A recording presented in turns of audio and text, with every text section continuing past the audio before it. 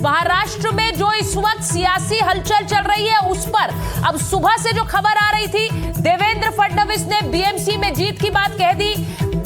महाराष्ट्र में बीएमसी में बीजेपी की जीत की बात ये लगभग तय मानी जा रही थी, लेकिन अब ऐसा लग रहा है कि खेल कुछ बदल रहा है। मैं ये क्यों कह रही हूं, बड़ी खबर आपको बता रही हूं। बीएमसी में अभी कांटे की टक्कर बाकी नजर आ रही है। बीएमसी में महायुति अभी बहुमत से पीछे हो गई है। ये जो आंकड़े आपको दिखा रही हूं, 110 पर महायुति है और महाअघाड़ी 83 पर है। बीएमसी के रुझानों में बीजेपी सबसे बड़ी पार्टी है, ये तो बिल्कुल साफ है। लेकिन 84 पर बीजेपी है, लेकिन शिवसेना यूबीटी 72 पर है, महाअघाड़ी 83 पर है जो आप स्क्रीन पर देख रहे हैं, और इसी के साथ अदर्स का आंकड़ा देखिए 34 पर है। इसका मतलब क्या है? क्या खेल बीएमसी में बदल सकता है?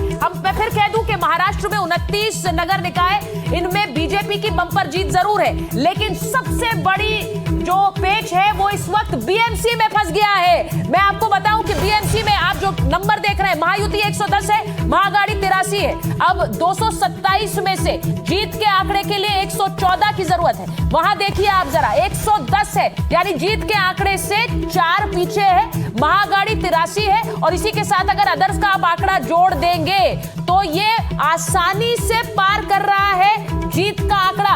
अब क्या बीएमसी में कोई बड़ा खेल इस वक्त, मैं इसलिए कह रही हूं क्योंकि आंकड़े फंस गए हैं। मैं आपको बताऊं कि जितेंद्र दीक्षित जी हमारे सहयोगी हैं, मुंबई न्यूज रूम से सीधे जुड़ेंगे, लेकिन अभी थोड़ी देर पहले एक और बड़ी खबर चलाई। संजय राउत ने क्या कहा था?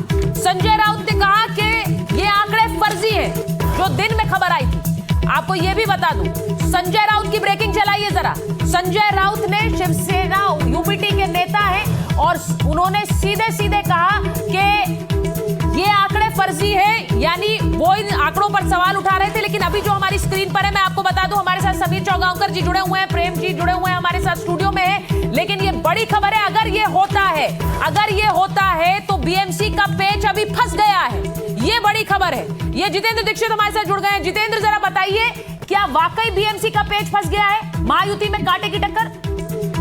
जी हाँ, बिल्कुल। अभी जो आंकड़ों में फेरबदल हुआ है, उसके बाद से नई ये तस्वीर देखने में मिल रही है कि महायुति, जिसकी जीत लगभग तय मानी जा रही थी और ये माना जा रहा था कि महायुति का ही मुंबई में मेयर होगा, अब उस पर एक तरह से सवाल खड़ा हो गया है, क्योंकि जो 114 का आंकड़ा, 227 कुल सीटें हैं और उनमें से बहुमत का आंकड़ा मेयर बनाने के लिए 114 सीटें चाहिए।